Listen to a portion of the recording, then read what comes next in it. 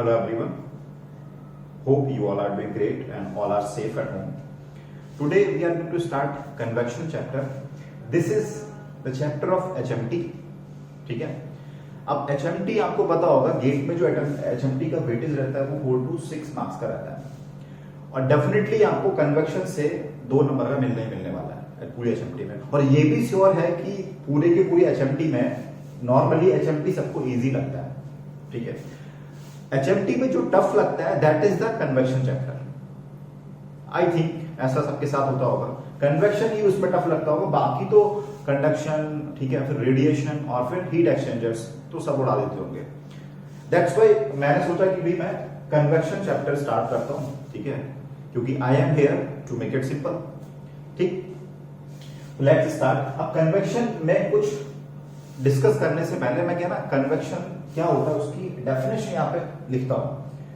Definition लिखने के बाद में हम उसको समझेंगे तब अच्छे से समझ में आएगा. ठीक है. सो डेफिनेशन पहले हम देखते हैं फिर समझेंगे क्या चाहिए. देखो मैंने यहां पे लिखा है convection is the mode of heat transfer occurs between solids and surrounding fluid. मतलब क्या है कि कन्वेक्शन हीट ट्रांसफर जो है वो सॉलिड एंड फ्लूइड के बीच में होगा. जैसे कंडक्शन आपने देखा it is in the solid. Radiation क्या था? It was a mode of heat transfer in the form of rays और वेव्स. ठीक है, ईएम वेव्स की फॉर्म में होता था. यहां पे क्या है कि आपका सॉलिड से क्या होगा, फ्लूइड में हीट इंटरेक्शन जो होगा और हीट ट्रांसफर जो होगा दैट इज द कन्वेक्शन. लेकिन यहां मैंने लिखा देखो associate with macroscopic bulk motion of the fluid. मतलब क्या है कि अगर एक सॉलिड बॉडी है और एक फ्लूइड है, ठीक है, इन दोनों के बीच में हीट ट्रांसफर हो रहा है तो इस हीट ट्रांसफर को हम कन्वेक्शन नहीं बोलेंगे जब तक इस फ्लूइड में बल्क मोशन नहीं है. बात समझे? अगर मान लो कि ये कोई भी एक बॉल है, सपोज मैं यहां पे एक बॉल बना दूं कि this is a ball. Okay, ये कोई बॉल है जिसका टेम्परेचर TW है और यहां पे मान लो ये एयर है, स्टैग्नेंट एयर है. मान लो सपोज स्टैग्नेंट एयर है या कोई फ्लूइड है पड़ा हुआ है. अब यहां से सपोज इसका टेम्परेचर T इंफिनिटी है और यहां दिया हुआ है TW is greater than T infinity. ठीक है, तो ऑफ कोर्स अगर इसका टेम्परेचर ज्यादा है फ्लूइड से तो क्या होगा, यहां से हीट ट्रांसफर होगा. अगर इसमें इस फ्लूइड में कोई मोशन नहीं है, means this is stagnant fluid, then you will say यहां से यहां के लिए कंडक्शन होगा. कन्वेक्शन तभी होगा जब क्या हो, इसमें क्या हो, बल्क मोशन हो, मैक्रोस्कोपिक बल्क मोशन. मैक्रोस्कोपिक का मतलब क्या होता है, जिसको आंखों से देख पाओ या विजुलाइज कर पाओ, हाँ यहां पे मोशन हो रहा है. That is the convection. अब मुझे कंक्लूड करने दीजिए. देखिए, convection is a mode of heat transfer occurring between solid and the fluid which are at different temperatures and associated with their macroscopic bulk motion of the fluid. That's it. कि भी temperature difference होगा तभी होगा heat transfer, लेकिन दूसरा macroscopic motion भी होना चाहिए, मतलब बल्क मोशन फ्लूइड में होना चाहिए, तभी वो कन्वेक्शन हीट ट्रांसफर की कैटेगरी में आएगा. आई थिंक इतना हुआ होगा क्लियर. मैं आपको इसमें ये चैप्टर में A to Z चीजें कवर करूंगा. बस you have to do is write these things. जो मैं लिख रहा हूं इन चीज को लिखो और जितना लिखा है उतना ही नहीं. जो मैं बोल रहा हूं आपको कुछ लग रहा है स्टेटमेंट वर्थ है तो उस स्टेटमेंट को नोट डाउन करो. ठीक है, चलिए अब नेक्स्ट हम देखते हैं. अब देखिए क्या है, ये जो मैक्रोस्कोपिक बल्क मोशन होगा, ये जो मैक्रोस्कोपिक बल्क मोशन होगा ये दो तरह से हो सकता है. एक तो क्या है, एक हो सकता है आपका फोर्स्ड और एक हो सकता है फ्री. अब देखिए फोर्स फ्री क्या होता है. देखिए अगर मान लो ऐसा हो सकता है, ये मेरी वॉल है, ठीक है, ये वॉल है, मान लो यहाँ पे ये जो जिस रूम, ये रूम की वॉल है और रूम में फैन चल रहा है. ठीक है, सपोज रूम में फैन चल रहा है. ठीक है, फैन चल रहा है तो क्या करेगा कि भाई एयर फ्लो होगी, एयर के पास वेलोसिटी होगी. तो अगर हम फ्लूइड को एक्सटर्नल एजेंसी से कुछ वेलोसिटी दे दें दैट बिकम्स फोर्स्ड कन्वेक्शन.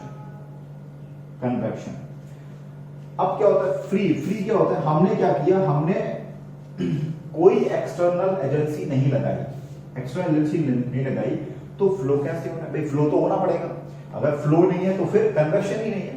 ठीक है, तो फ्लो कैसे होगा. देखिए ये जो एयर है पास में, ये एयर क्या है, इसके साथ में इमीडिएट कांटेक्ट में, तो ये वाली एयर क्या होगी, गर्म हो जाएगी. इनफैक्ट मैं कह सकता हूं इसका, ये वाली एयर का टेम्परेचर टी डब्ल्यू ही हो जाएगा, इसके इक्वल ही हो जाएगा। ठीक है, तो अगर ये वाली एयर गर्म हुई तो क्या होता है, आपको पता है कि कोई भी गैस का टेम्परेचर इंक्रीज होता है तो क्या होता है, डेंसिटी उसकी डिक्रीज होती है। भाई आइडियल गैस मान लो, मैं एयर को आइडियल गैस मानू, पीवी इक्वल टू एमआरटी आप बोलते हो, या कह सकते हो P equal to rho RT, और कोई भी डेंसिटी जो होती है it is equal to P upon RT, means temperature के इनवर्सली प्रोपोर्शनल होती है डेंसिटी। तो अब आपका टेम्परेचर बढ़ा एयर का तो डेंसिटी कम हुई, डेंसिटी कम होती तो मतलब क्या, इट बिकम्स लाइटर, लाइटर होगी तो क्या होगा, ये हमारा ऊपर की तरफ जाएगा, ऊपर की तरफ जाएगा।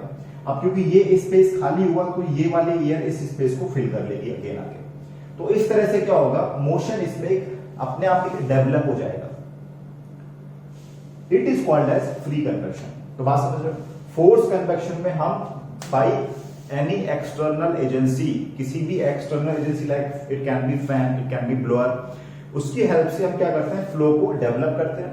फ्री कन्वेक्शन में क्या होता है, फ्लो हमारा खुद से डेवलप होता है because of the density changes, and ये जो फ्लो हो रहा है this is called as the buoyant effect. भाई देखो, जब भी डेंसिटी में चेंज होने से अगर मेरा मूवमेंट होता है that is called the buoyancy. ठीक है, फ्लूइड मैकेनिक्स में पढ़ा होगा। तो यहां पे फ्री कन्वेक्शन में जो विक्टिम होता है that is the change in density और बॉइंट फोर्सेस, एंड यहां पे जो होता है velocity is evident here, velocity of fluid is evident here, density change और buoyant forces are evident।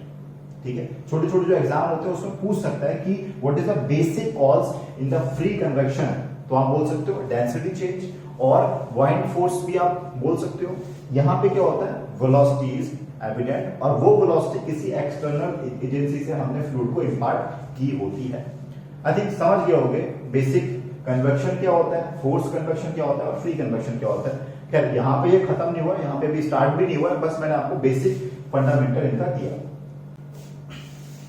देखिए फोर्स कन्वेक्शन और फ्री कन्वेक्शन को समझने के लिए एक और एग्जांपल मैं लूंगा यहां पे। मान लो सपोज आपने एक एग ले लिया, एग ऐसा होता है, मान लो ये एग है, ठीक है, ये हॉट एग है, आपने बॉइल्ड एग लेके आए, भाई कॉलेज जा रहे हो, ठीक है, तो आपने क्या किया, बॉयल हुआ रख दिया एग, तब तक ठंडा होगा, बाहर निकाल के रख दिया ठंडा होने के लिए एग, ठीक है, हवा में, तब तक आप बिजी हो गए और काम में। मान लो इसका टेम्परेचर है टी डब्ल्यू और बाहर सराउंडिंग का टेम्परेचर टी इंफिनिटी है। ऑफ कोर्स है कि ये एयर गर्म है तो इसका टेम्परेचर सराउंडिंग से ज्यादा होगा। ठीक है, अब देखो क्या है, आपने अगर रख दिया, आपके पास मान लो सपोज करो सफिशिएंट टाइम है तो आप ऐसे छोड़ देते हो, अपने आप ही ठंडा हो जाएगा। That is the free convection. Free convection, free convection मतलब आपने ये अंडा ऐसे ओपन में छोड़ दिया, ठीक है, स्टैग्नेंट एयर में कि भी अपने आप ठंडा हो जाएगा, ठंडा हो जाता है फिर हम खा लेते हैं। लेकिन आपने देखा होगा इसमें टाइम लगता है, it will take sufficient time. अगर आपको जल्दी है, बहुत जल्दी है, रश हो रहा है, तो क्या करोगे आप, इस अंडे को क्या करो, फैन में ले जाकर रख दोगे, फैन के नीचे ले जाकर रख दोगे, या आप क्या करते हो, फूंक मार के उसको ठंडा करते हो, फूंक मारोगे उसमें ताकि ठंडा हो जाए। फूंक मारते हो क्या होता है, आप क्या कर रहे हो, यहाँ हाई वेलोसिटी का फ्लूइड इसके ऊपर इंपार्ट कर रहे हो, इसमें क्या कर रहे हो, हाई वेलोसिटी से फ्लूइड को पास करा रहे हो सो दैट ठंडा मेरा इजी हो जाए। ठीक है, that is called as force conversion. जब आपने किसी फैन के नीचे रख दिया या फिर क्या मुंह से फूंक मार रहे हो उसमें, तो वो बन जाता है हमारा फोर्स कन्वेक्शन। और यहां से मैंने आपको समझ में आ ही गया होगा कि फोर्स कन्वेक्शन जो होता है that is quick heat transfer. Force convection में हीट ट्रांसफर फास्ट होगा, बल्कि फ्री कन्वेक्शन में क्या होगा, हीट ट्रांसफर हमारा स्लो होगा, अगर सारी कंडीशंस, बाकी सारी कंडीशंस सेम है तो। ठीक है, चलिए अब नेक्स्ट है हमारा कि लॉ गवर्निंग फोर्स कन्वेक्शन। देखिए जब हम लोग अपने कंडक्शन पढ़ा होगा तो कंडक्शन में, कंडक्शन चैप्टर में ही पहले हम पढ़ते हैं सारे चैप्टर के बारे में, कंडक्शन के बारे में पढ़ेंगे थोड़ा, फिर पढ़ते हैं किसके बारे में, कन्वेक्शन के बारे में, फिर पढ़ेंगे थोड़ा सा रेडिएशन के बारे में। ठीक है, क्योंकि जो कंडक्शन के चैप्टर जो क्वेश्चंस आते हैं वो क्या होता है, कॉम्बिनेशन पे आते हैं। लाइक सिलेंडर है, उसके अंदर क्या हो रहा है, कंडक्शन होगा, लेकिन it is capped in the liquid है जिसका आपको H बता देंगे वो, तो आपको वहां पे कन्वेक्शन का भी पता होना चाहिए। तो इसलिए तीनों चीजें वहां पढ़ ले, तो उसी चैप्टर में ही हम पढ़ते हैं कि लॉ गवर्निंग कन्वेक्शन इस टाइप से। तो मैं यहां पर थोड़ा सा बता देता हूं, ठीक है, क्योंकि कंडक्शन तो हमने किया नहीं कवर, तो मैं यहां लिखते हैं लॉ गवर्निंग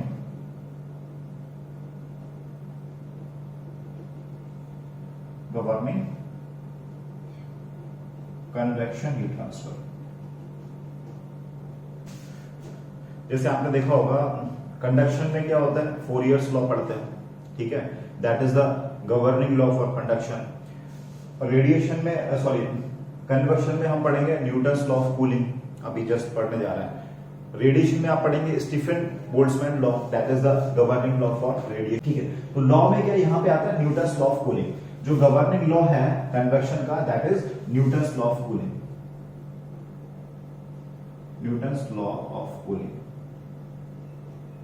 देखिए क्या बोलता है न्यूटन्स लॉ ऑफ कूलिंग, ये बोलता है कि अगर किसी भी बॉडी और फ्लूइड के बीच में कन्वेक्शन हीट ट्रांसफर हो रहा है, तो देखिए जो हीट ट्रांसफर रेट होगा that is Q dot, heat transfer rate through convection, that will be directly proportional to contact area, area of contact of the body which is exposed to the fluid, ठीक है, will be directly proportional to contact area, ठीक है, और it will be directly proportional to temperature difference prevailing between solid object and the surrounding fluid. मान लो कोई भी object मेरा हो सकता है, ये एग था मेरा, मान लो एग ही था, एग और बाहर का एम्बिएंट फ्लूइड था, एग का टेम्परेचर T था और ये T∞ था।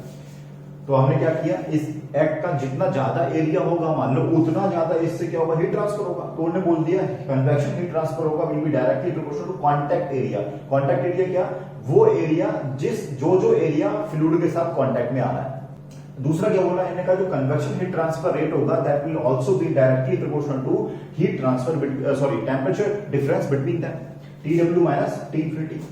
तो अब इनको कंबाइन किया तो उन्होंने बोला कि भी कन्वेक्शन हीट ट्रांसफर रेट जो होगा that will be directly proportional to contact area into temperature difference prevailing between solid and fluid. अब इसको हटाओगे तो एक कांस्टेंट आएगा, that is called the convective heat transfer coefficient H, TW minus T∞. So that is the Newton's law of cooling. What is this? This is the Newton's law of cooling. यहाँ पे H जो होता है, H is the convective heat transfer coefficient. AC is the contact area and this is the temperature difference. तो अब हमें नहीं देखना है ये फ्री है या फोर्स्ड है, सब में ये अप्लाई करना है, बट चेंज क्या होगा, H की वैल्यू चेंज होगी। अगर यहाँ पे हमने फोर्स कन्वेक्शन कर दिया, मतलब फ्लूइड को वेलोसिटी दे दी, तो H अलग हो जाएगा, फ्री कन्वेक्शन होगा तो H अलग हो जाएगा। तो इस पूरे के पूरे कन्वेक्शन चैप्टर में बहुत इंपॉर्टेंट बात बोल रहा हूं, ध्यान देना, पूरे के पूरे कन्वेक्शन चैप्टर में हमारा ऑब्जेक्टिव, हमारा उद्देश्य क्या रहेगा, सिर्फ ये रहेगा, we have to find out this H। H की वैल्यू हमें पूरे के पूरे चैप्टर में निकालनी है। बात समझे, H की वैल्यू हमें इस पूरे के पूरे चैप्टर में H की वैल्यू निकालनी है, either for convection, for force convection और फॉर फ्री कन्वेक्शन। कोई भी कन्वेक्शन हो हमें H की वैल्यू निकालनी है। तो इस चैप्टर में हम लोग वही देखेंगे कि कैसे कैसे H की वैल्यू को हम निकालें। बस ये उद्देश्य, जैसे ही आपको H की वैल्यू मिल जाए ये फॉर्मूला लगा दो। नो डाउट H की वैल्यू फोर्स कन्वेक्शन और फ्री कन्वेक्शन के लिए अलग अलग होगी, बट ये फॉर्मूला हमारा क्या है, फिर बाद में मतलब H की वैल्यू आपने जैसे ही निकाल ली फिर ये फॉर्मूले में लगा दो। ये फॉर्मूला फ्री ऑफ फोर्स को डिस्टिंग्विश नहीं करता है, ठीक है। फ्री ऑफ फोर्स चेंज होने से क्या होगा, सिर्फ H की वैल्यू में इफेक्ट आएगा, H की वैल्यू चेंज होगी, दैट्स इट। अब हम लोग क्या करते हैं, जैसे हमें H निकालना है तो H निकालने के लिए हम लोग अपने अभी स्टडी को फर्दर, ये चैप्टर में अपनी स्टडी को हम डिवाइड कर देंगे।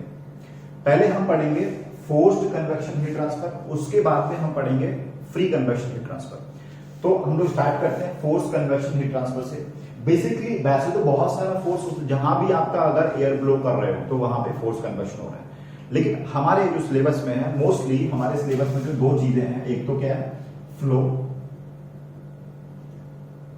Of fluid over flat plate, and second one is flow through pipe, flow of fluid through pipe or any duct। अब मैं बताऊंगा आपको डक्ट और पाइप में क्या अंतर है, सब चीज, ठीक। पास समझे, हम हमारे जो सिलेबस में है वो पर्टिकुलरली हमें इन दो फ्लो को ही क्या डीपली पढ़ना है, ठीक है। Flow of fluid over the flat plate, देखो क्या होगा, प्लेट का टेम्परेचर कुछ अलग होगा, जैसे मान लो मैंने TW मान लिया, और फ्लूइड का टेम्परेचर कुछ अलग होगा, T इन्फिनिटी मान लिया। तब जब मान लो प्लेट के ऊपर से फ्लूइड पास करेगा, टेम्परेचर डिफरेंस है, तो पक्का इनके बीच में क्या होगा, हीट ट्रांसफर होगा। तो हमें H की वैल्यू निकालनी है, अगर हमें जैसे H की वैल्यू मिल जाएगी, हम क्या करेंगे, हीट ट्रांसफर निकाल देंगे किससे, HA डेल्टा T से। डेल्टा T हमारे पास है, एरिया भी हमें पता है, बस H की वैल्यू निकालनी है, आगे देखेंगे कैसे निकालते हैं। ऐसे हमारा फ्लो थ्रू पाइप और डक्ट है, ये पाइप है, इसमें से हमारा फ्लूइड का फ्लो हो रहा है। अब हो सकता है पाइप का टेम्परेचर और फ्लूइड का टेम्परेचर अलग अलग हो, इसका भी ज्यादा हो सकता है, या हो सकता है कि इसका ज्यादा हो, पाइप का ज्यादा हो।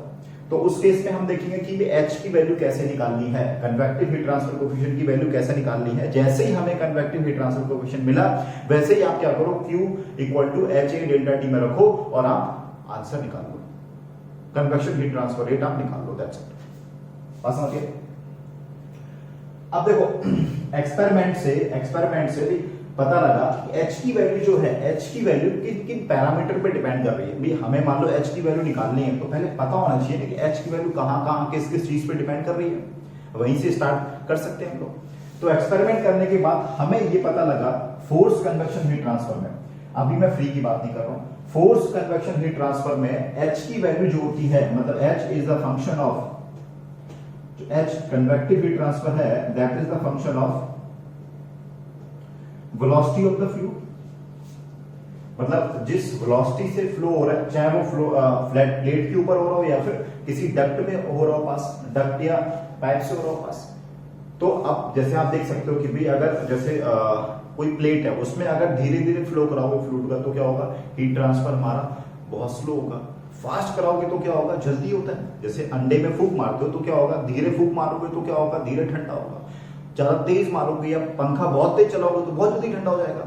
तो डेफिनेटली है कि भाई वेलोसिटी भी डिपेंड करेगा, वेलोसिटी भी डिफाइन करेगा कि भाई उसकी H की वैल्यू क्या है, ठीक है, वेलोसिटी पे डिपेंड करेगा। और दूसरा एक होता है कैरेक्टरिस्टिक डायमेंशन D। D क्या है, देखो D is the characteristic dimension, इसमें डरना नहीं है इस बात से कि भाई इसका ये क्या होता है। तो कैरेक्टरिस्टिक डायमेंशन ये वो डायमेंशन होती है जिसको यूज करके हम लोग डायमेंशनलेस नंबर निकालते हैं। अब एक चीज और आ गई, डायमेंशनलेस नंबर्स क्या होते हैं, आगे मैं सब कुछ बताऊंगा। अभी आप ये समझ लो, this dimension is the very important dimension of the body. किसी भी बॉडी की वो डायमेंशन जो हीट ट्रांसफर को बहुत ज्यादा इंपैक्ट करती है, that is the characteristic dimension. In case of plate characteristic dimension की वैल्यू क्या होती है, लेंथ ऑफ द प्लेट होती है। और इन केस ऑफ पाइप जो होता है that is diameter of pipe होता है। और डक्ट की बात करें तो in case of duct there is a formula 4A divide by P, ठीक है। तो कैरेक्टरिस्टिक डायमेंशन क्या है, वो है जो हीट ट्रांसफर को बहुत ग्रेटली इंपैक्ट करती है, बहुत मतलब जब इसको चेंज करने से हमारा हीट ट्रांसफर चेंज होगा। और ये it is also used in calculation of dimensionless numbers. आगे हम लोग पढ़ेंगे डायमेंशनलेस नंबर्स के बारे से, रेनॉल्ड नंबर, नसेल नंबर, प्रांडल नंबर, ये सब पढ़ेंगे, इनका सिग्निफिकेंस भी देखेंगे, बहुत इंपॉर्टेंट चीज है। मतलब पूरे के पूरे गेट पे एग्जाम में आपको एक ना क्वेश्चन मिल ही जाएगा इन तीनों इस पे, प्रांडल नंबर, रेनॉल्ड नंबर, इस सब पे, इसमें नहीं तो फ्लूइड मैकेनिक्स में। और हाँ, HMT में ये कन्वेक्शन, पर्टिकुलरली कन्वेक्शन चैप्टर पढ़ने के लिए इसमें फ्लूइड मैकेनिक्स की बहुत ज्यादा नीड है, बहुत ज्यादा नीड है। मैं कोशिश करूंगा कि इसमें जो जहां जहां पे नीड हो मैं वहां पे आपको फ्लूइड मैकेनिक्स का पूरा बता दूं, लेकिन फिर भी कंप्लीट तो नहीं कर पाएंगे हम लोग फ्लूइड मैकेनिक्स का, ठीक है। वेलोसिटी पे डिपेंड करेगा, velocity of fluid and characteristic dimension पे डिपेंड करेगा।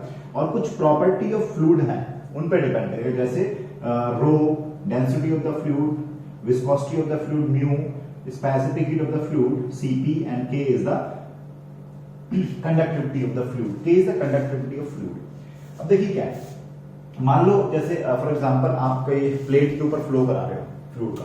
अब इस बात पे डिपेंड करेगा कि वो फ्लूइड मान लो सपोज करो लाइटर डेंसिटी का, मतलब ऑयल हुआ, फिर पानी हुआ, या आपने और ज्यादा डेंसिटी का फ्लूइड फ्लो कराया, तो आपका क्या होगा, heat transfer of course change होगा, ठीक है। म्यू विस्कोसिटी, मान लो आपने हनी को फ्लो करा दिया, फ्लूइड इज हनी और वाटर, डेफिनेटली है, दोनों में क्या हीट ट्रांसफर चेंज होगा भाई। आपका विस्कोसिटी भी जो है डिसाइड करेगा। जैसे आप शहद को फ्लो कराओगे तो फ्लो बहुत स्लोली होगा, और वहीं पानी को फ्लो कराओगे तो फ्लो बहुत ज्यादा फास्ट हो जाएगा, ठीक है। तो हीट ट्रांसफर जो है चेंज होगा। अब सीपी स्पेसिफिक हीट की डेफिनेशन क्या होती है? It is the amount of heat transfer to raise the temperature of 1 kilogram body by 1 degree Celsius. भाई किसी भी 1 kg मास का अगर आपको टेम्परेचर 1 डिग्री सेल्सियस से इंक्रीज करना है तो कितनी हीट आपको सप्लाई करनी पड़ेगी? That is the specific heat. तो डेफिनेटली बात है ये ज्यादा होगी। अगर मान लो अगर फ्लूइड की ये ज्यादा है तो मतलब क्या है कि ज्यादा हीट ट्रांसफर हमारा होगा। फ्लूइड क्या करेगा? ज्यादा स्टोर कर लेगा अपने आप में हीट लेके। बात समझ लो? तो स्पेसिफिक हीट पे करेगा डिपेंड, कंडक्टिविटी पे डिपेंड करेगा। अगर मान लो फ्लूइड की कंडक्टिविटी ज्यादा है तो क्या होगा? हीट ट्रांसफर ज्यादा हो जाएगा उसमें। भाई कोई ऐसा फ्लूइड आपने यूज कर लिया जिसकी कंडक्टिविटी बहुत ज्यादा है तो मतलब क्या है? ये फ्लूइड अपने आप में जो है क्या कर रहा है? हीट को कंडक्ट फास्ट कर रहा है, फास्टली इसको कंडक्ट कर रहा है थ्रू फ्लूइड, ठीक है। That is the conductivity. चलिए खैर इतना नहीं समझना, अभी आप ये समझ लो कि भी h की वैल्यू जो है वो किस पे डिपेंड करती है? ये 6 पैरामीटर्स हैं जिन पे h की वैल्यू डिपेंड करती है। अब ये जो है रो म्यू Cp के these 4 parameters are the properties of fluid. जो फ्लूइड फ्लो करेगा उसकी प्रॉपर्टीज है ना ये, density, viscosity, specific heat and conductivity, property of the fluid.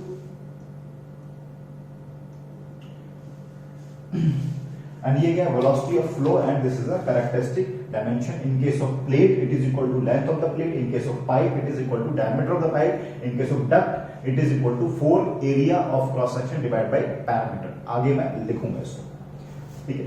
अब मेरे को क्या करना है? ये मुझे पता तो लग गया इसका फंक्शन है, इन चीजों पर डिपेंड करेगा, लेकिन मेरे को फॉर्मूला निकालना है इसका। भाई h का एग्जैक्ट फॉर्मूला निकालना है ना मुझे कि h की वैल्यू क्या हो रही है। भाई h की वैल्यू क्या? d into rho mu divide by something, कुछ ऐसे करके इन सारे पैरामीटर किस मतलब एक मेरे को फॉर्मूला बता दो ना। क्या ऊपर लिखूं, क्या मैं नीचे लिखूं? कुछ आपने अभी फंक्शन बता दिया, डिपेंड करेगा इस पर, लेकिन एग्जैक्ट मुझे चाहिए फॉर्मूला।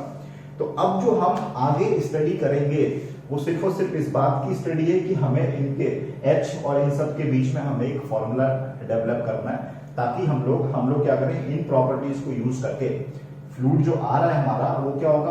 उसका अलग अलग प्रॉपर्टीज होगा। भाई रो अलग हो सकता है, म्यू अलग हो सकता है, ये सब चीजें अलग अलग हो सकती हैं। तो उसकी वजह से क्या होगा? हीट ट्रांसफर भी हमारा इफेक्ट होगा, चेंज होगा। तो वो हीट ट्रांसफर चेंज करने जो निकालने के लिए, एग्जैक्टली निकालने के लिए हमें कुछ ना कुछ फंक्शन पता होना चाहिए, सो दैट इस फॉर्मूला पता होना चाहिए h का, इसमें रखें और हम h की वैल्यू निकाल दें और फिर हीट ट्रांसफर निकाल दें Q equal to HA delta T। तो आगे हम मूव करते हैं किस लिए? ताकि हमें ये पता लग जाए कि भाई h जो है किस फॉर्मूले को, जो h और इनके बीच में फॉर्मूला कौन सा है, क्या फॉर्मूला है। चलिए तो देखिए वेरिएबल हमारे कितने हैं? 6 पे डिपेंड कर रहा है। This h is depending on this 6 parameters, ठीक है। और एक h खुद एक साथ में है। तो टोटल अगर मैं वेरिएबल की बात करूं तो 7 वेरिएबल हैं, इनके बीच में मुझे रिलेशनशिप एस्टैब्लिश करना है। तो उसको एस्टैब्लिश करने के लिए we will take the help of dimensional analysis. तो इसका जो सॉल्व किया गया, सॉल्यूशन दिया गया, वो सॉल्यूशन दिया गया with the help of dimensional analysis, and the solution was given by the Buckingham pi theorem. तो आपने नाम सुना होगा बकिंघम पाई थ्योरम।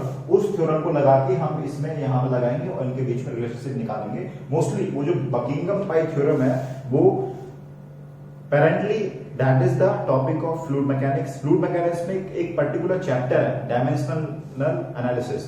तो वहां से हमने क्या किया? बकिंघम पाई थ्योरम को यहां लेके आए, यहां पे लगाए, इसके बीच में फिर हम रिलेशनशिप बकिंघम पाई थ्योरम को लगा के निकालेंगे, ठीक है। चलिए आगे बढ़ते हैं, हम लोग टॉपिक डालते हैं बकिंघम पाई थ्योरम।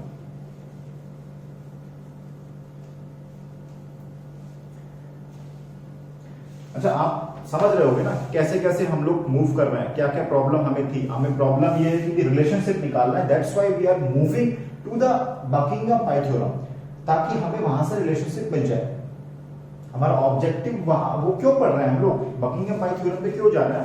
भाई मेरे को रिलेशनशिप डेवलप करना है, ठीक है।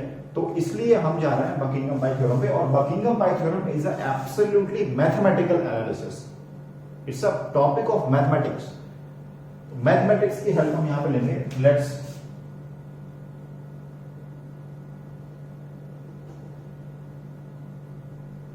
Buckingham pi theorem.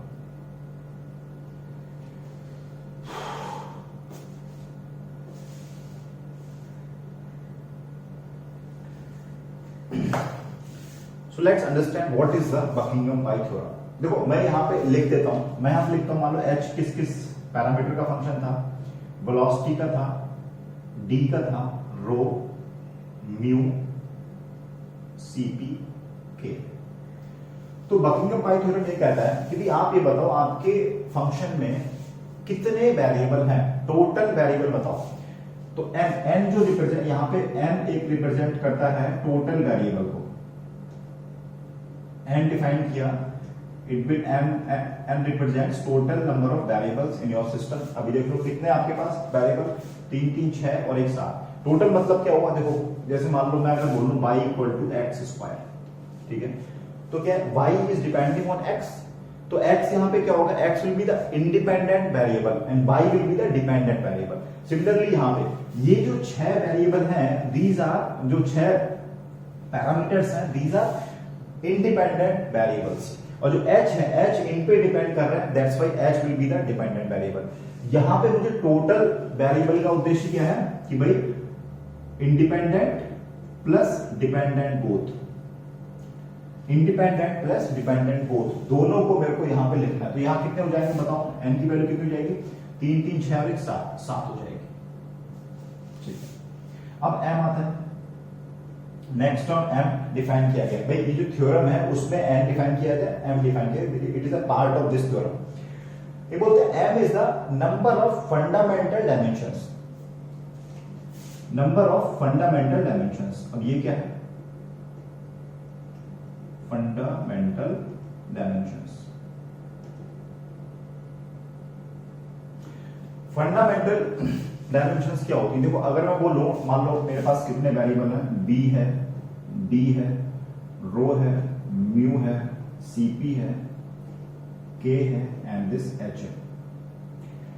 देखो v क्या है, वेलोसिटी, वेलोसिटी में क्या होता है, मीटर पर सेकंड। अब मीटर पर सेकंड में क्या हो जाता है, मीटर का l होता है और सेकंड का t होता है, तो -1। तो mlt थीटा के फॉर्म में रिप्रेजेंट करना, तो mlt थीटा हमारा होता है, that is the fundamental dimensions, वो जो होती है फंडामेंटल डायमेंशंस होती है। तो mlt थीटा के फॉर्म में आप क्या रिप्रेजेंट कर दो, और m जो बोल रहा है नंबर ऑफ फंडामेंटल डायमेंशंस, जैसे हमारे पास कितनी होगी, हमें जो याद है, m l होता है, t is for time, theta is for temperature, l is for length, m is for mass. तो ये 4 होती है फंडामेंटल डायमेंशंस। अब हम देखेंगे हमारे जो वेरिएबल हैं उनमें कितनी फंडामेंटल डायमेंशंस यूज हो रही हैं। जैसे इसमें 2 यूज हुए, l एंड t। अब d इज ये लेंथ है हमारी, भाई this is a characteristic dimension है, तो यूनिट क्या होगी, लेंथ हो जाएगी, l हो जाएगी। अब रो डेंसिटी, डेंसिटी क्या होता है, मास बाई वॉल्यूम, तो मास का क्या हो जाएगा m, वॉल्यूम का l-3। अब देखो L और T तो यहाँ पे यूज हुआ था, M भी हो गया यहाँ पे यूज, मतलब M L T 3 चीज मेरी यूज हो चुकी है। अब म्यू विस्कोसिटी, विस्कोसिटी की यूनिट क्या होती है, किलोग्राम पर मीटर सेकेंड, किलोग्राम पर मीटर सेकेंड।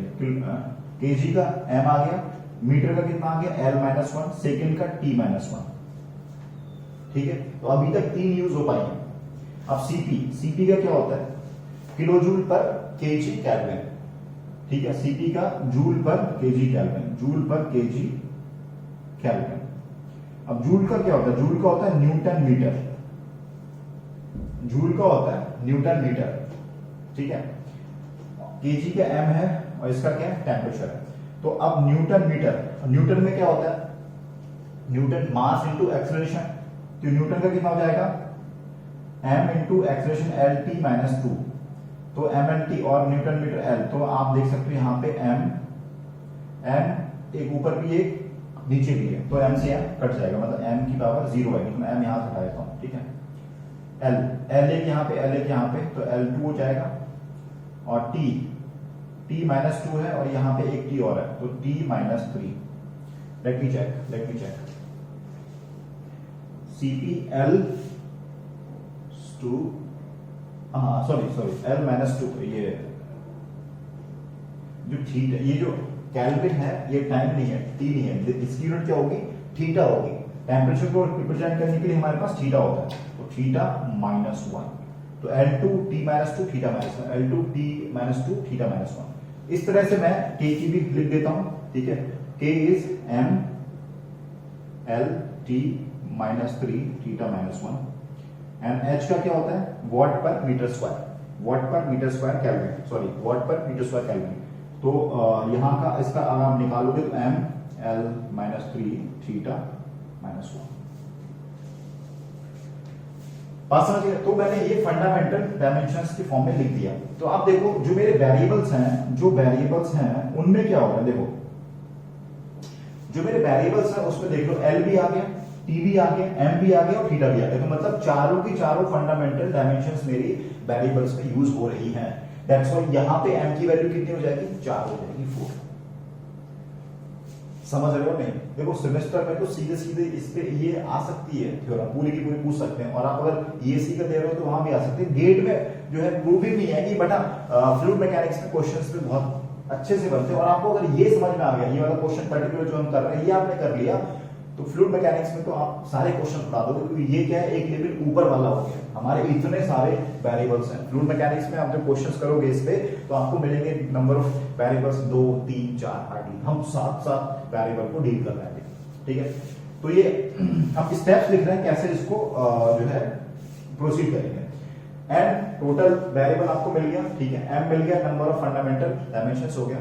थर्ड ये डिफाइन करते हैं नंबर ऑफ पाइटम्स, नंबर ऑफ पाइटम्स। अब ये देखो ये थोड़ी नई चीज है, यहां कितना हो जाएगा, N माइनस M। देखो पाइटम्स क्या होते हैं, पहली बात तो पाइटम्स क्या, इन्होंने बोला पाइटम्स आर द डायमेंशनलेस नंबर्स। ये ऐसे नंबर्स हैं जिनकी डायमेंशन कुछ नहीं होगी, ठीक है।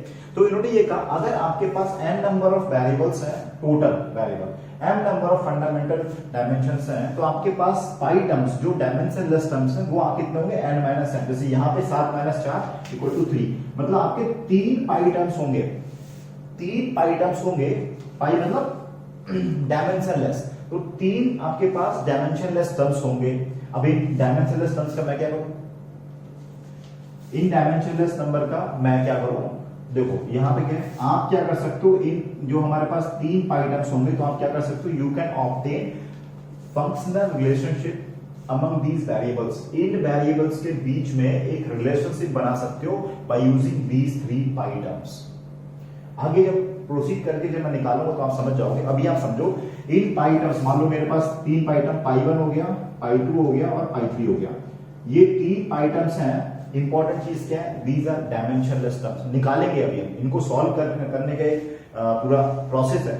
ये तीनों पाई टर्म्स हम निकालेंगे, इन 3 पाई टर्म्स को यूज करके I can establish functional relationship among these variables. In variables के बीच में एक रिलेशनशिप निकालूंगा, वही मेरा ऑब्जेक्टिव है। मुझे h और इन सारे वेरिएबल्स के बीच में क्या निकालना, एक फंक्शनल रिलेशनशिप बस मिल जाए मुझे। आई थिंक बहुत इजी तरीके से मैं कोशिश कर रहा हूं समझाने की और आप समझ रहे होंगे, ठीक है। तो अब ये पाई टर्म्स कैसे निकाला जाए, तो इन्होंने जो बकिंघम पाई थ्योरम है इसके स्टेप्स हैं, how to find out this, how to proceed to find out this pi 1 pi 2 pi 3 terms, ठीक है। तो देखिए मैं तो स्टेप्स पहले मैं लिख देता हूं। देखिए पहला स्टेप क्या है, पहला स्टेप आपका है choose m number of repeating variables. पहला स्टेप है भाई choose m number of repeating variables.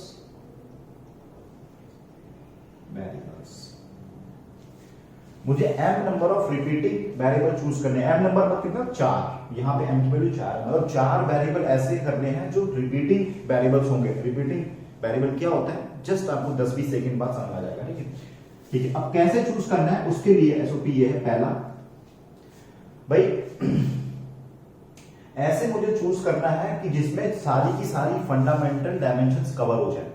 जैसे मान लो मैंने ऐसा लिया, मान लो 4 मुझे इन 7 वेरिएबल में से m नंबर मतलब 4 number of repeating variables choose करना है। कैसे करूंगा, कौन कौन से करूंगा चूज, देखो मान लो मैंने ये कर दिया बी डी रो और म्यू, ये 4 ले लिए। अगर आपने ये 4 ले लिए तो इसमें थीटा नहीं आया, वो नहीं है। ऐसे कवर करना है कि सारी फंडामेंटल डायमेंशंस कवर हो जाए। तो पहला स्टेप ये है covering all fundamental dimensions, covering all fundamental dimensions.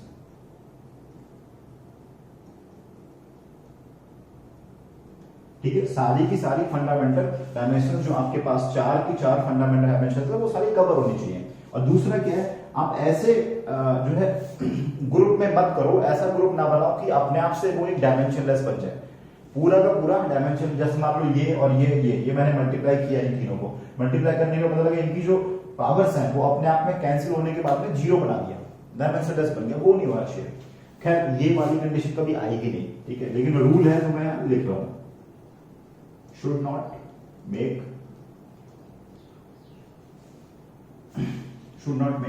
dimensionless number,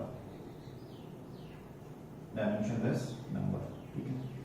देखो थोड़ा लेंथी हो रहा होगा, बोरियत हो रही होगी, लेकिन इंपॉर्टेंट है। ये कहीं प्रूफ पूछ नहीं जाएगी, लेकिन हमें पता होना चाहिए कि कहां से आई चीज है।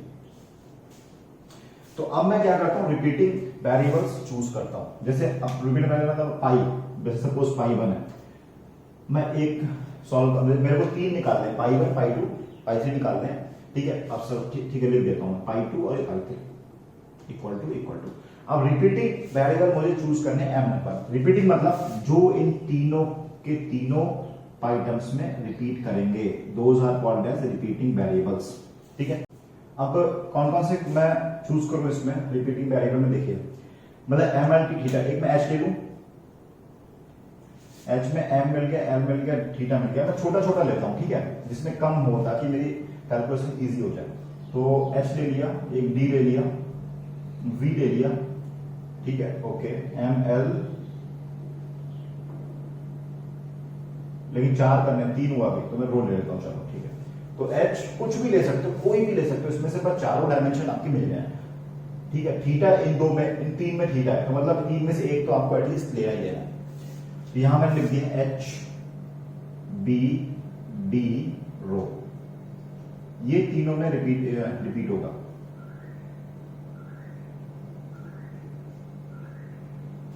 ठीक है। टोटल वेरिएबल आपके कितने थे, 7 हैं, और आपने 4 यहां ले लिए, 3 बचेंगे।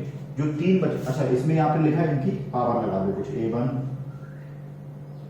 b1 c1 d1, ये a2 b2 c2 d2, ये a3 b3 d3 c3 और d3, ठीक है। अब बाकी जो 3 बचे वेरिएबल, उनको क्या करो आप, इधर मल्टीप्लाई कर दो, म्यू इससे cp कर दिया, इससे k कर दिया, तो मेरे सारे वेरिएबल्स यूज हो गए। ये कौन से, ये रिपीटिंग है, तीनों के तीनों जो मेरे डायमेंशनलेस पाई टर्म्स है उसमें रिपीट करेंगे, और ये these are non repeating variables. अब देखो क्या, मुझे पता है इधर पाई की डायमेंशन कुछ है ही नहीं, this is the dimensionless number. तो यहां अगर मैं लिखूं पाई को आई कैन राइट b, जैसे अब देखो, ठीक है, मैं अभी यहां रुकते हैं, नेक्स्ट पेज से मैं इसको स्टार्ट करता हूं। अब मुझे क्या करना है, a1 b1 c1 d1 a2 b2 c2 d2, इन सब की वैल्यू निकालनी है। जैसी वैल्यू मुझे मिल जाएगी मैं यहाँ रख दूंगा 1 -1 -2 जो भी आएगी यहाँ रख के, और मुझे पाई 1 की वैल्यू मिल जाएगी, ऐसे ही पाई 2 की मिल जाएगी, ऐसे ही पाई 3 की मिल जाएगी। तो मैं एक निकालता हूँ सिर्फ पाई 1। सिमिलरली आप पाई 2 पाई 3 सारी निकाल सकते हो। देखिए कैसे निकालना है,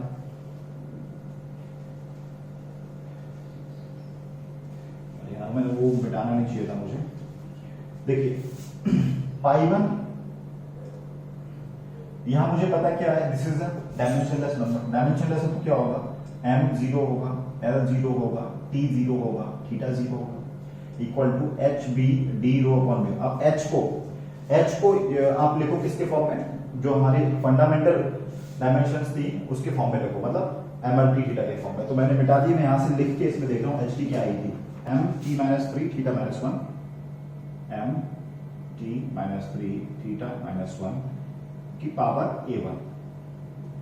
ऐसे b का कितना था, l t -1 की power b1 into d L की पावर C1 इंटू डी, रो का कितना था एम एल माइनस 3 की पावर D1 इंटू क्या था हमारा म्यू था, तो म्यू का M L minus 1 T minus 1 mu का हो गया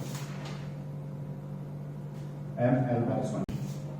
इसको आप सॉल्व करो, इसको सॉल्व करेंगे तो m की पावर यहां से इकट्ठा करो, ठीक है, टोटल सब निकाल के l की पावर इकट्ठा करो, t की पावर इकट्ठा करो, थीटा की पावर इकट्ठा करो। अब m की पावर आप इकट्ठा करेंगे तो आपको मिल जाएगा, अब यहाँ टाइम वेस्ट करने की नीड नहीं, आप देख लेना, प्लस 1 l की पावर जो है that is b1 plus c1 minus 3 d1 plus minus 1, t की पावर जो मिल जाएगी that will B minus 3a minus 2b minus 1, theta की पावर जो हो जाएगी माइनस a1। देखो बहुत सिंपल, आप देख सकते हो m की वैल्यू कहां से मिल रही है, यहां से मिल रही है a1, d1 मिल रही है और एक यहां से मिल रही है, तीन चीज आ गई। l की वैल्यू देखो क्या है, l की वैल्यू यहां से मिल रही है b1, यहां से मिल रही है c1, फिर l की वैल्यू माइनस 3d1 और एक यहां l1।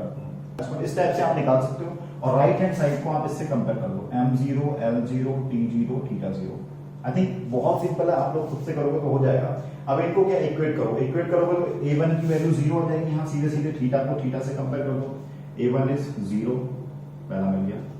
फिर b1 की निकालो, देखो अब a1 पता है तो यहां से b1 निकालना सिंपल हो जाएगा, तो minus 3a1 minus 2b1 minus 1 equal to 0, a1 की वैल्यू 0, b1 आपको मिल जाएगा। तो आप देख सकते हो, मैं यहां लिख देता हूं b1 इक्वल टू माइनस 1 मिलेगा आपको, फिर c1 is minus 1, d1 is also minus 1। देखो यहाँ पे टाइम वेस्ट करने की लिए बहुत सिंपल चीज है, बच्चा कैलकुलेशन है, तो ये मिल गया। अब देखिए क्या, जो पहले इक्वेशन हमने लिखी वो क्या थी, पाई1 equal to h to the power a1 b to the power b1 and d to the power c1 and rho to the power d1, ठीक है।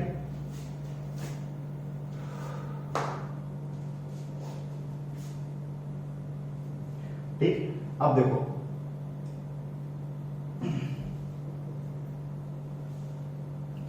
d1 इनकी वैल्यू यहां पे आप रखो तो क्या मिल जाएगा आपको, a1 की वैल्यू 0 हो गई, b1 की वैल्यू कितना v to the power minus 1, फिर d to the power minus 1 rho to the power minus 1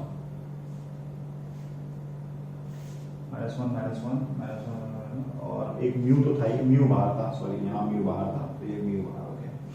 यहाँ आपको मिल गया mu divide by b d rho, that is पाई1। बात समझ गए? तो ऐसे करके हमने क्या किया, एक पाई1 टर्म निकाल लिया, सिमिलरली आप पाई2 निकालोगे, सिमिलरली आप पाई3 निकालोगे। तो मैं यहाँ लिख देता हूँ पूरा का पूरा, मैंने आपको एक बता दिया कैसे प्रोसीड करना है, बहुत सिंपल है। h की जगह उसकी जो फंडामेंटल डायमेंशन है वो डाल दो, v की जगह एल टी थीटा जो भी आपने लिया है उन सबकी जगह डाल दो, और बाकी जो बाहर जो है डायमेंशन, मतलब जो नॉन रिपीटिंग वेरिएबल्स है उनकी डायमेंशन लिख दो, टोटल इनका क्या करो, पावर्स को इक्वेट कर दो कि pi term is a dimensionless term, ठीक है। तो वहां से आप क्या कर सकते हो, फिर कंपेयर करके a1 b1 c1 d1 की वैल्यू निकाल के आप एक पाई1 की वैल्यू निकाल लोगे, ठीक है। तो ऐसे ही सिमिलरली पाई2 के लिए करो, पाई3 के लिए करो, पाई2 की वैल्यू मिलेगी, पाई3 की वैल्यू मिलेगी, ठीक है। तो मैं इधर नेक्स्ट में आपको पाई1 पाई2 पाई3 की वैल्यू लिख देता हूं। These are the dimensionless numbers pi1 pi2 pi3। अब इनको आप क्या कर सकते हो, इनको यूज करके you can find out the value of h। देखो अगर मैं मान लो जैसे अगर आपको 1/पाई1 करना होगा, देखो पाई1 अगर डायमेंशनलेस नंबर है तो पाई2 भी होगा डायमेंशनलेस नंबर, ठीक है। सॉरी 1/पाई1 भी होगा डायमेंशनलेस नंबर, तो 1/पाई1 इक्वल टू कितना हो जाएगा, v d rho upon mu. और आपको अगर थोड़ा थोड़ा याद हो v d rho upon mu क्या होता है, it is called as Reynold number, समझ गए आप। तो ये रेनॉल्ड नंबर आ गया आपका, आदि वीडी रो 1/पाई1 आपको कर दोगे तो आपको मिल जाएगा Reynold number, VD rho upon mu, that is Reynold number. अब देखिए क्या है, अगर आप 1/पाई3 कर दोगे, 1/पाई3 करोगे तो क्या मिल जाएगा आपको, एच डी बाई के। आपको याद हो तो एच डी बाई के जो होता है, एक मिनट में रो सीपी, एक सेकेंड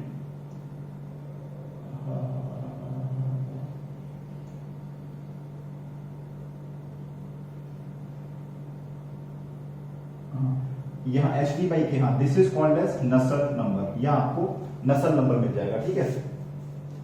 एच डी बाई के अगर आपको याद हो तो इसको नसेल्ट नंबर बोलते हैं। अब देखो क्या है, एक नया नंबर डिफाइन करते हैं, नया नंबर डिफाइन करते हैं पाई 4 डिफाइन करते हैं, that is pi 1 pi 2 divide by pi 3। ठीक है, इसकी वैल्यू देखो, ये आपको ये जो है स्टेप्स हैं जो करने हैं फॉलो। ठीक है, अगर आपको डायमेंशनलेस नंबर निकालना है तो ये बन गया के।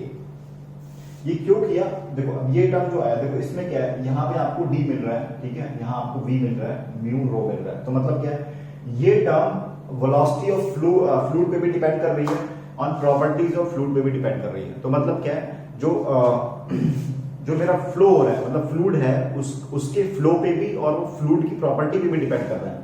ठीक है, ऐसे ये वाला डायमेंशनलेस नंबर भी आ गया डी, मतलब जो प्लेट है उस पर भी डिपेंड करेगी और जो फ्लूइड है उस पर भी डिपेंड करेगी। ये देखो यहाँ पे कोई भी ना प्लेट की प्रॉपर्टी है ना फ्लूइड के फ्लो की प्रॉपर्टी, मतलब वेलोसिटी भी नहीं है इसमें। यहां देखोगे म्यू सीपी बाई के सिर्फ और सिर्फ फ्लूइड की प्रॉपर्टीज है। Mu is the property of fluid, CP is the property of fluid, K is the property of fluid. तो ये जो नंबर है इंटेंसली निकाला गया, इसको हम बोलते हैं प्रांडल नंबर। प्रांडल नंबर, ठीक है, प्रांडल नंबर, प्रांडल नंबर।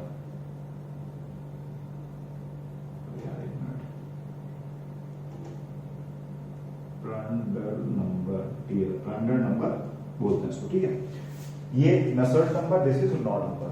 तो प्रांडल नंबर में आप देखोगे दिस, ये सिर्फ और सिर्फ ऐसा डायमेंशनलेस नंबर है। देखो ये क्या है, हमने क्या निकाला, पाई 4, इनको मल्टीप्लाई करके निकाला है और कुछ डिवाइड करके निकाला। तो अगर ये इंडिविजुअली डायमेंशनलेस नंबर है तो पक्की बात है पाई 4 भी क्या होगा, डायमेंशनलेस ही होगा। तो मतलब पाई 4 क्या है, प्रांडल नंबर के इक्वल है। तो Prandtl number is a dimensionless number which is a property of the fluid. एक अकेला डायमेंशनलेस नंबर है जो क्या है, प्रॉपर्टी होता है, इसलिए हमने इनको मल्टीप्लाई डिवाइड करके अरेंज किया। भाई ये भी कहने को तो ये भी एक डायमेंशनलेस नंबर है, इसको हम बोल देते, कुछ नाम दे देते, लेकिन इसमें क्या है, हम फिर ये नहीं कह पाते दिस इज अ प्रॉपर्टी, लेकिन इसको हम बोल सकते हैं this is a property of fluid. ESC में कि ऑब्जेक्टिव में कितनी बार पूछा गया है, which of the following number is a property. ठीक है, बहुत सारे नंबर दिए हुए थे, उन्होंने पूछा गया था कि फ्लूइड की कौन सा नंबर फ्लूइड की प्रॉपर्टी है। तो आप देख लो कि क्या है, प्रांडल नंबर है, इसमें सिर्फ और सिर्फ फ्लूइड की प्रॉपर्टीज ही आ रही है, ना वेलोसिटी आ रहा है, ना आपका कैरेक्टरिस्टिक डायमेंशन आ रही है। That's it. तो यहां से मुझे 3 नंबर मिल गए, Reynold number, BD rho upon mu, Nusselt number H D by K, Prandtl number mu CP by K. अब ये भूल जाओ, पाई 1 पाई 2 पाई 3 पाई 4 कुछ नहीं याद रखना है, बस मेरे को 3 नंबर मिले, BD rho upon mu, Reynold number, Nusselt number, Prandtl number. अब आगे इनको प्रोसीड करके हम लोग बढ़ने वाले हैं। क्या फायदा हुआ, मेरा ऑब्जेक्टिव क्या था, मुझे क्या निकालना है, रिलेशनशिप निकालना है बिटवीन एच एंड जो अदर थे वेरिएबल उनके बीच में। यहां आप देखो नसेल्ट नंबर है, नसेल्ट नंबर में एच आ रहा है आपका, बाकी किसी में एच नहीं आ रहा है। तो मतलब क्या है, आपको जो कन्वेक्शन में जाओगे, चाहे वो फोर्स हो या फ्री हो, आपको क्या करना है, आपको ये नसेल्ट नंबर का आपको फंक्शन निकालना है। अब फोर्स की अभी हम कर रहे हैं बात, फ्री करेंगे बाद में। तो यहां पे क्या होगा, यहां पे आपको एक रिलेशनशिप निकालना पड़ेगा, Nusselt number and will be the function of in the terms of Reynold number and Prandtl number, ये दैट्स इट। तो क्या मिल गया आपसे, यहां से ये करने के बाद आपको क्या मिला, आपको ये आउटपुट मिला कि you have to find out the relationship between Nusselt number, Reynold and in terms of Reynold number and Prandtl number. ठीक है, आपको नसेल्ट नंबर का फंक्शन निकालना है in terms of Reynold and Prandtl. बात समझ गए? That's it. तो अब वो चाहे फ्लो थ्रू प्लेट हो, फ्लो ओवर द प्लेट और फ्लो थ्रू पाइप हो, ठीक है, उसमें क्या करोगे आप, नसेल्ट नंबर ही निकालोगे, बट क्या होगा, डिफरेंट फंक्शंस आएंगे रेनॉल्ड और प्रांडल के। ठीक है, चलो, तो ये था हमारा बकिंघम पाई थ्योरम। हमारा उद्देश्य सॉल्व हुआ, लेकिन 100% नहीं हुआ कि हमें एग्जैक्ट फंक्शन मिले। वो क्या, एग्जैक्ट फंक्शन के लिए आपको क्या करना पड़ेगा, बाउंड्री कंडीशन रखनी पड़ेगी। कौन सा आपका फ्लो है, मान low flow over the plate है या फ्लो थ्रू पाइप है, तो फ्लो ओवर प्लेट के लिए अलग कंडीशन होगी, तो पक्की बात है ये अलग फंक्शन आएगा, और फ्लो थ्रू पाइप के लिए अलग कंडीशंस होंगी, उसके लिए अलग फंक्शन आएगा। तो अब नेक्स्ट हमारा उद्देश्य क्या हो गया कि हमें particularly flow over the plate के लिए एग्जैक्ट फंक्शन डिफाइन करना है, और फ्लो थ्रू द पाइप के लिए एग्जैक्ट फंक्शन डिफाइन करना है। That is the next objective.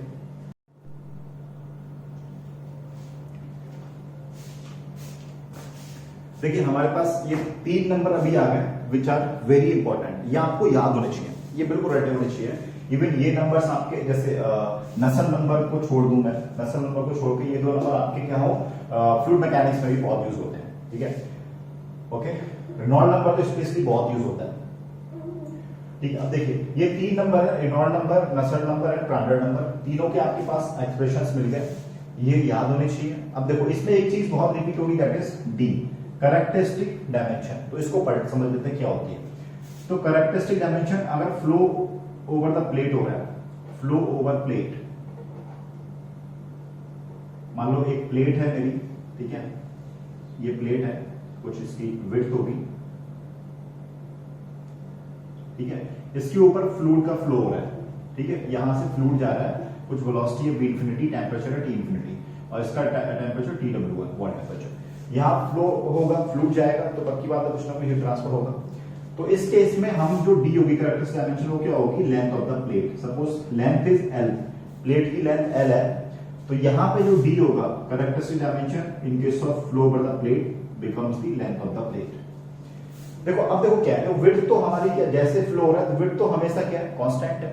Length क्या हो रही है, चेंज होती जा रही है, चेंज होती है मतलब बढ़ती जा रही है, जैसे फ्लो होता रहेगा वैसे लेंथ हमारी बढ़ती जाएगी। तो हम कह सकते हैं कि लेंथ डिसाइडिंग फैक्टर बन रही है हीट ट्रांसफर के लिए, ठीक है। That's why length becomes a important dimension, और हमने उसको बोल दिया it is a characteristic dimension, और it will be used to find out the Reynold number. तो अगर फ्लो ओवर द प्लेट के लिए अगर आप रेनॉल्ड नंबर निकालोगे तो क्या हो जाएगा, v d की जगह क्या रख दोगे, l, तो v l rho divide by mu, ऐसे h l k, और यहां पर तो d है ये, ठीक है।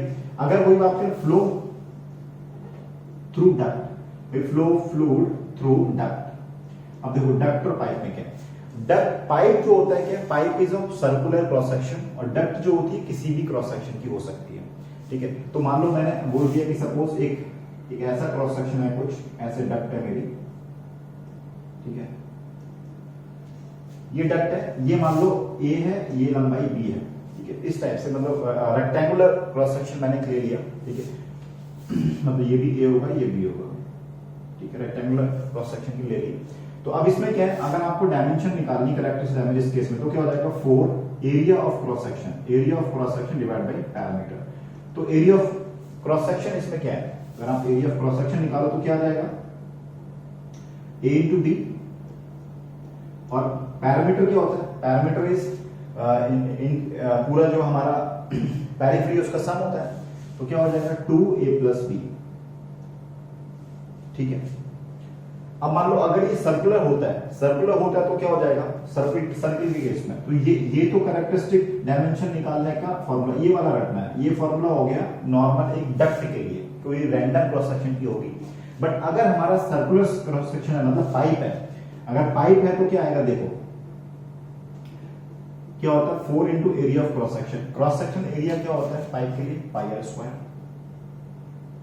स्क्वायर, यहां कह सकते हैं pi D square by 4। D is the diameter, ध्यान देना ये डी डायमीटर है, तो मैं स्मॉल डी से बना देता हूं, ठीक है। D is the diameter of pipe, और पी कितना होता है, पैरामीटर होता है पाई इंटू डी, और 2 पाई आर पैरामीटर होता है। तो ये स्मॉल बना पड़ेगा यार, दिस इज स्मॉल डी है ना, पाई से पाई कट गया, एक डी से डी कट गया, और 4 से 4 कट गया, तो यहां देखोगे आपको डी मिला। तो characteristic dimension in case of pipe क्या होगा, डायमीटर ऑफ पाइप। तो आगे से ध्यान रखना, अगर मैं पाइप के केस में रेनॉल्ड नंबर लिखूं तो क्या हो जाएगा, B D rho upon mu H D by A, but वहां पे डी क्या हो जाएगा, डायमीटर हो जाएगा पाइप का, और इसमें फ्लो ओवर प्लेट है तो कैरेक्टरिस्टिक डायमेंशन हमारी लेंथ ऑफ प्लेट हो जाएगी, ठीक है। और अगर डक्ट है कोई, तो डक्ट मतलब रैंडम क्रॉस सेक्शन की डक्ट है, तो उसके लिए क्या हो जाएगा 4 एरिया डिवाइड बाई पैरामीटर।